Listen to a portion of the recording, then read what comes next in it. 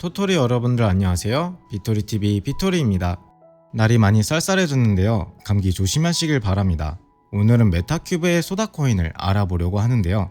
영상이 길어져서 자막은 패스하려고 합니다. 소다코인은 토토리 형님들도 아시다시피 김치코인입니다.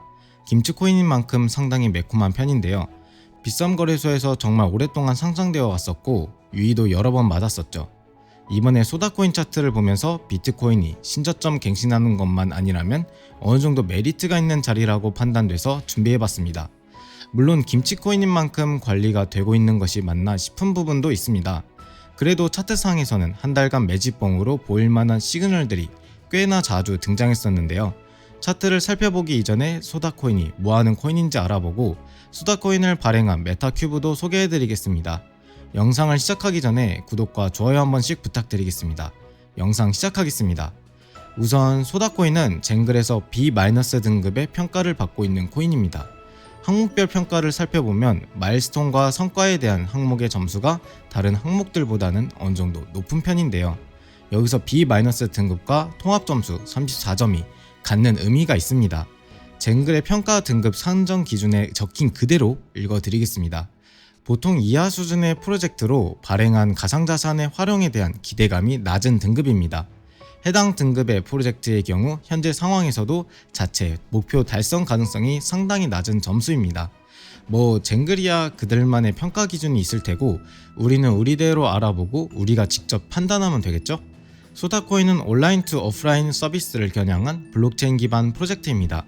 온라인 투 오프라인은 O2O 서비스라고 부르며 배달의 민족이나 여기 어때 같은 서비스들이 O2O 플랫폼 서비스입니다. 그리고 많은 O2O 서비스들이 출시되면서 다양한 문제점들도 발생하게 되었는데요. 보편적으로 블록체인 프로젝트들이 개발되는 이유 중 하나인 과도한 수수료 문제점이 있습니다. 예를 들면 소비자가 배달 앱을 사용하면서 배달료를 지불하게 되고 가맹점 또한 플랫폼을 이용하면서 수수료를 지불하게 됩니다. 여기서 끝이 아니라 가맹점에서는 배달료를 받게 되면 배달 대행업체에 배달 대행 수수료를 지불하게 되는데요.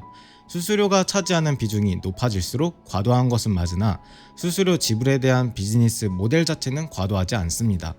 또 다른 문제점은 플랫폼의 시장 독점 문제나 리뷰나 여러 평가 요소에만 의존하게 되는 신뢰성 문제가 있는데요. 소다 플랫폼은 블록체인 기술을 활용해 이러한 문제점들을 해결하고자 합니다.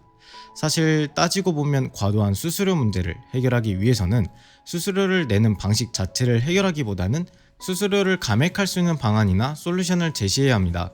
이런 점에서 소다플레이나 투더문에서는 참고로 투더문이랑 소다플레이는 메타큐브에서 런칭한 플랫폼입니다. 소비자가 광고를 소비하고 마이닝을 통해 소다 포인트를 얻을 수 있게 했는데요. 결제 플랫폼인 만큼 온오프라인에서 사용자들은 소다코인과 소다 포인트를 이용하여 결제할 수 있습니다. 기존의 다양한 어플에서 서비스되는 포인트 적립소 이런 개념과 유사한 시스템입니다. 여기서 소다 포인트는 소다 플랫폼 내에서 사용되는 고정된 포인트로 50원이 고정값입니다. 근데 뭔가 익숙한 그림이지 않나요? 소다 포인트는 사실 따지고 보면 소다코인의 스테이블 코인과도 같습니다. 다만 차이점은 소다 포인트의 사용처가 고정되어 있다는 점입니다. 소다플레이에 대한 이야기도 좀 해볼까요? 국내 1위 맛집 어플이라는 시럽 테이블을 SK 플래닛으로부터 인수하면서 해당 앱에 암호화폐 결제를 접목하여 출시한 것이 소다플레이입니다. 처음 소다플레이가 나왔을 때는 상당한 인기가 있었습니다. 다만 여기도 문제시되고 있는 부분이 있는데요. 코인 전환 수수료나 광고 게시 요청 등으로 매출을 발생시키고 있습니다만 발생하는 매출과 인건비가 비슷합니다. 쟁글피셜로는 순이익을 내지 못하고 있는 상황인지라 수익성 개선이 필요하다고 하네요. 그래서 점수가 낮게 나왔습니다. 소다코인 자체에도 문제점이 있기는 합니다. 바로 낮은 토큰 유틸리티입니다. 소다플레이나 투더문의 월간 활성 유저 수는 약 3.5만 명으로 높은 편이나 이에 비해 온체인 활성도가 낮은 상황입니다. 눈치채셨을 수도 있겠지만요. 현재는 소다플레이 내 메인 통화가 소다포인트입니다. 그리고 소다코인의 활용처는 소다포인트와의 교환, 수합에만 국한되어 있는 상황이고요. 그래서 소다코인 그 자체로서의 향후 발전 가능성 혹은 잠재적으로 가치 상승으로 이어질 만한 요소는 락업 물량이 전부 풀린 상태로 상폐만 당하지 않는다면 지금이 바닥일 가능성이 있다는 사실입니다. 이어서 소다코인의 활용처가 새롭게 등장하면서 소다코인 생태계의 확장이 이루어진다면 금상첨화겠죠? 메타큐브에서 자동 매매봇을 개발했다고 들었는데요. 만약 그 봇과 시스템이 어느 정도 신뢰도와 승률을 보여준다면 자동 매매봇의 기축 통화로 소다코인을 사용하게 하는 것도 좋은 방법이지 않을까요? 제가 아는 또 다른 자동 매매봇에서는 자동 매매봇을 사용하기 위해서는 특정 코인을 홀딩하고 있어야 하는데요. 매매에서 이익 실현이 이뤄질 때마다 수익분의 20% 정도 동일 가치의 특정 코인을 환수하는 방식입니다. 개인적으로 현 시점에 소다코인의 가장 큰 문제점 중 하나는 낮은 커뮤니티 활성도라고 생각하는데요. 카카오톡 공식 커뮤니티는 이제 막 개설되었는지 개설일이 11월 2일자로 3명밖에 없는 상황입니다.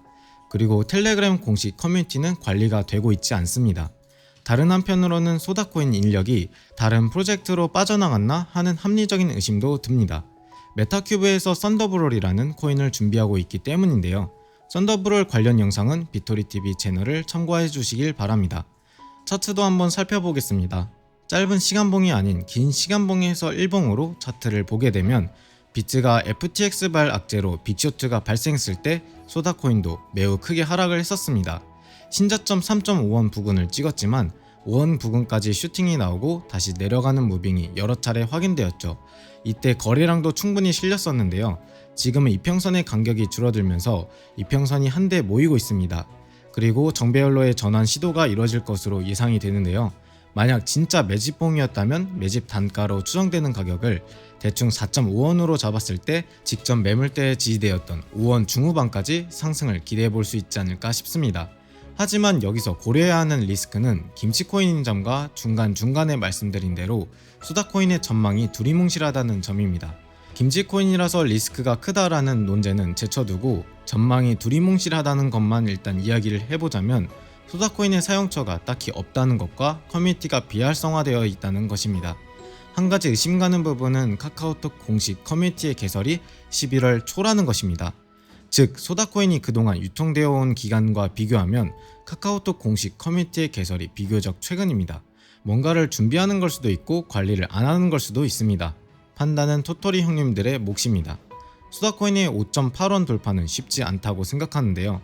만약 5.8원 이후의 매물대를 소화한다면 그 위로 더 큰 상승도 기대해 볼 수 있겠지만 조사해본 결과 너무 많은 홀더들이 소다코인에 물려있고 저항 매물대의 시체들이 너무나도 많습니다. 매매를 하고자 한다면 리스크 관리를 잘 하셔야 할 것 같습니다. 오늘 이렇게 소다코인에 대해서 파헤쳐봤는데요. 다시 말씀드리지만 매매는 토토리 형님들의 몫입니다. 영상이 도움이 되셨다면 구독과 좋아요 한 번씩 부탁드립니다. 감사합니다.